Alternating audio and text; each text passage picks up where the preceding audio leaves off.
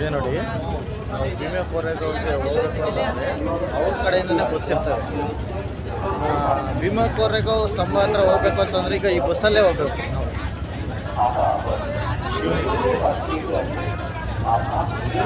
Maximum ಎಷ್ಟು ಜನ ತುಂಬಿಸ್ತಾರೋ ಅಂತ ಅಷ್ಟು ಜನ ತುಂಬಿಸ್ತಾರೆ. ನಾವು ಭೀಮಾ ಕೋರೆಗಾವ್ ಮಾಲೂರಿಂದ ಇಷ್ಟು ಜನ ಇದ್ದೀವಿ, ಹೋಗ್ತಾ ಇದ್ದೀವಿ.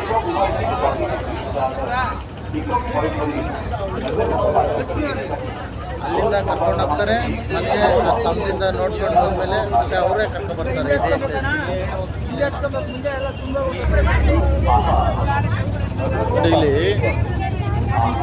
ಇಲ್ಲಿ ಪಾರ್ಕ್ ಇದ್ದಾವೆ. ಒಂದೊಂದು ಪಾರ್ಕ್ಗೆ ಒಂದೊಂದು ಹೆಸರಿಕ್ಕಿದ್ದಾರೆ. F2, F3, F4 ಅಂತ ಇಕ್ಕಿದ್ದಾರೆ.